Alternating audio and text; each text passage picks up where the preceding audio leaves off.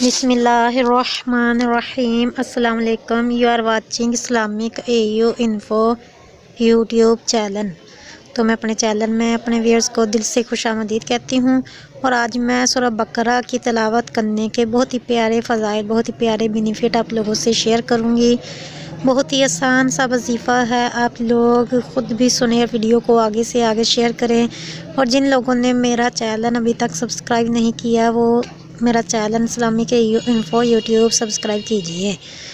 सूरह बकरा की आखिरी 2 आयत तलावत करने से मसाइब से छुटकारा मिलता है। हज़रत अबू मसऊद रदी अल्लाह तआला अन्हु ने फरमाया, सरकार सल्लल्लाहु अलैहि वसल्लम ने फरमाया, हज़रत अबू मसऊद से रवायत है, सरकार सल्लल्लाहु अलैहि वसल्लम ने फरमाया कि सूरह बकरा की आखिरी 2 आयत जिस घर में तलावत की जाएं रात को सोते वक्त, तो वो घर मसाइब परेशानियों से बचा रहेगा।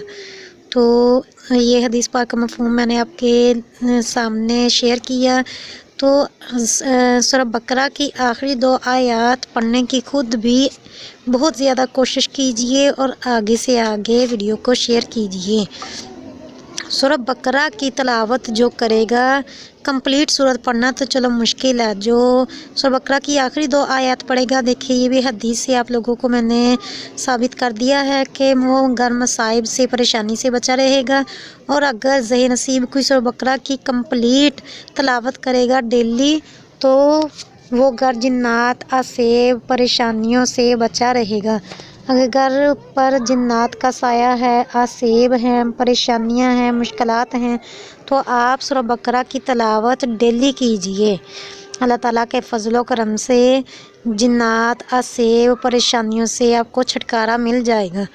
अगर आप डेली पढ़ोगे ना तो आपकी रूटीन बन जाएगी, तो आपके लिए पढ़ना मुश्किल नहीं होगा और रवानगी हो जाती है अल्फाज में, तो पढ़ना तो इंसान जल्दी जल्दी पढ़ लेता है।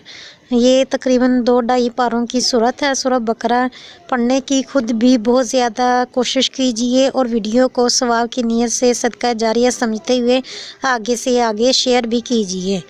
तो एक मरतबा फिर आपसे रिक्वेस्ट करूँगी कि अगर आपने मेरा channel Islamic AU info YouTube subscribe नहीं किया तो मेरे चैनल को सब्सक्राइब कीजिए, वीडियो को लाइक और शेयर कीजिए।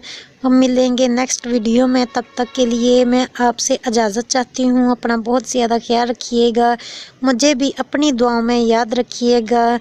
खुदा हाफिज़।